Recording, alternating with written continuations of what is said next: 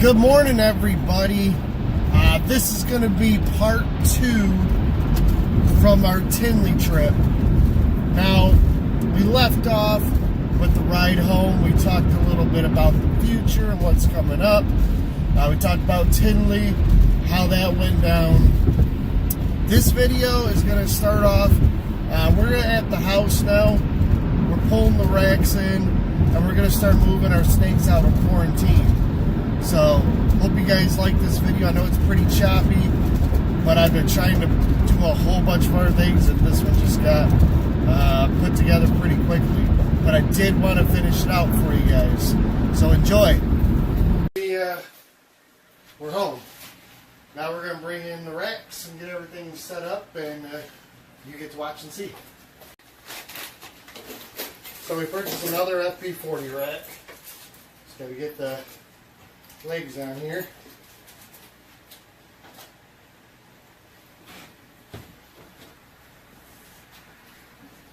So the beeping is going off because I have this rack unplugged. They can see me. You can see me. Anyways, what we do with our racks is this Herpstat 4 has 4 probes. So these two are tied together on one probe. These two are tied together on a probe, and so on. So what we do is we have one probe.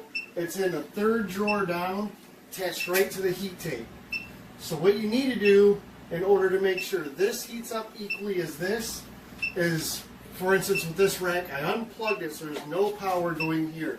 So yes, the 4 snakes in here right now have no heat on at the moment. Granted, our room is at least 80 degrees, so they're doing just fine. But what will happen is, I checked what the ambient temperature of the heat tape is here, and it's right around 75, 76 degrees.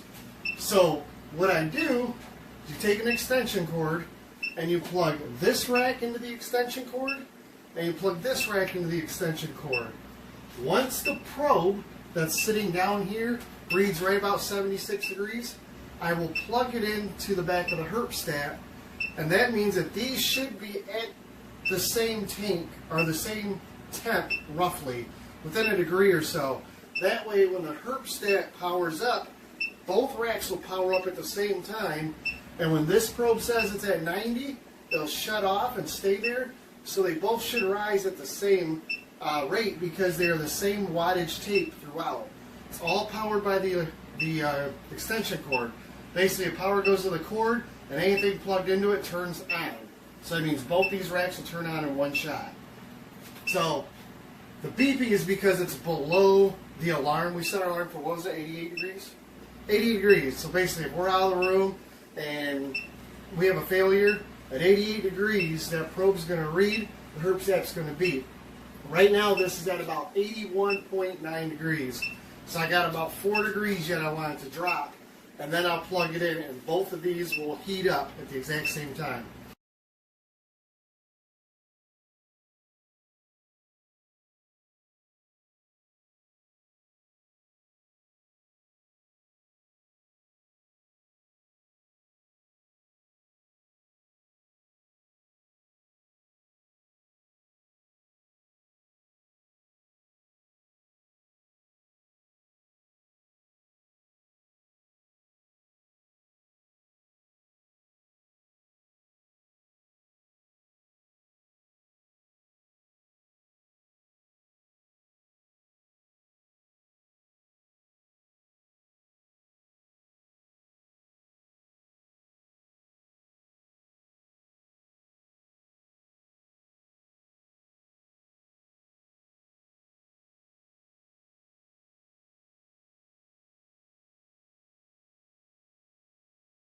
Yeah. The temperature is still dropping. The biggest reason why it's taking so long is because we have these sides and it holds the heat in really well. The new one, as you see, does not have the sides, and the hatchling tubs that we got do not have the sides either. So we're at 79.7 and dropping, so another couple degrees, and we'll plug in, fire them back up.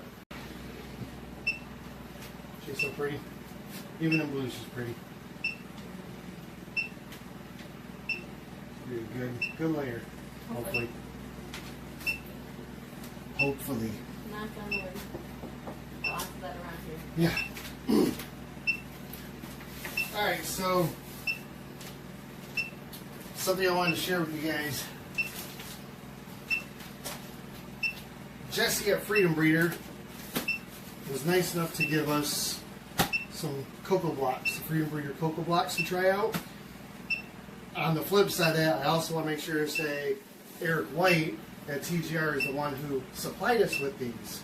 So I want to thank you to both Jesse for offering us a couple blocks. We did get 2 of them. And I want to give a big thank you to Eric for supplying these at the Tinley Expo for us. Because even though he's the one that had them, had he not brought them or brought us some extra, we wouldn't have them. So I appreciate both of them doing that. I think we're in agreement that the Reptile Prime, even though it is really, really good, and I think it holds humidity fantastic. One thing we didn't know until we cleaned this out was this, exactly this. It is dusty. It is dirty. When you use it in the tubs and you get the tub wet and you pour anything in there, you can see the dust build up on the edge of the tubs. Now, is it dusty like some of the other cheaper brands? For instance, my experience would be Eco Earth. No, that stuff is awful. It's like having dirt in your tank. So this stuff is really good, and for the price, it's really good.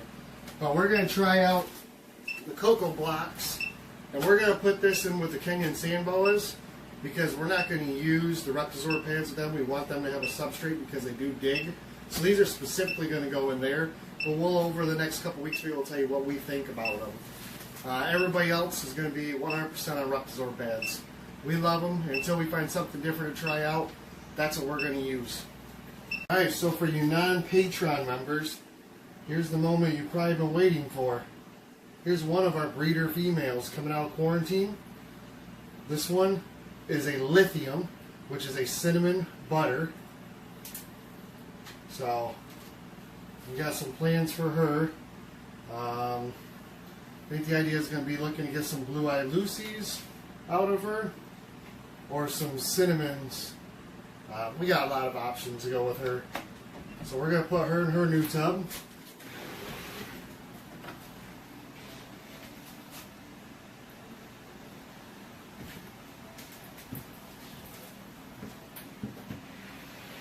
Alright, and the next one, coming out of quarantine for all of you non-Patreon members, this is our female calico. And as you see, she's got this super, super bright white.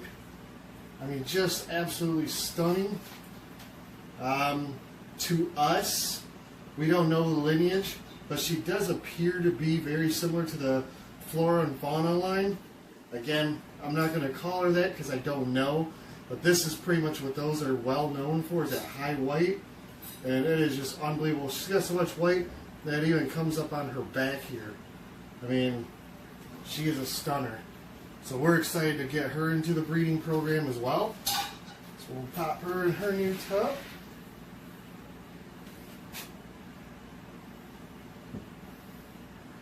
Okay. Popping her. Oh, she gets to stretch out. Yeah, that's nice. 2. Now time to move to the hatchlings. And you'll find out some of these aren't hatchlings anymore either. Alright. I do need to put some bedding in here until we get the Reptizor blinders. We are going to use Reptile Prime in here.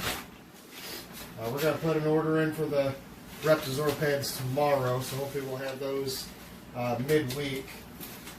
So just a little bit here, just really enough to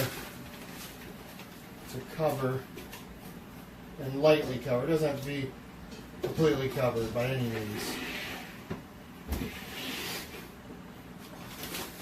We're really just doing a big handful.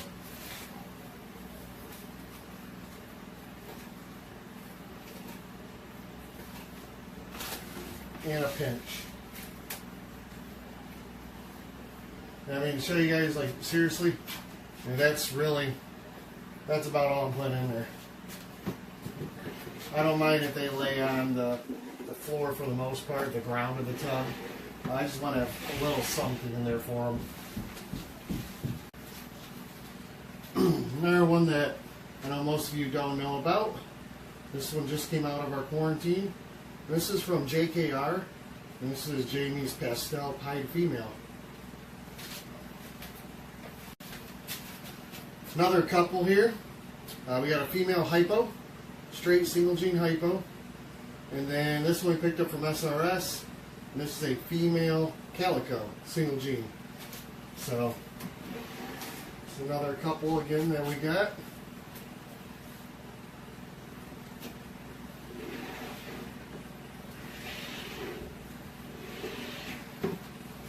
Now remember, all these have been in quarantine 60 days. So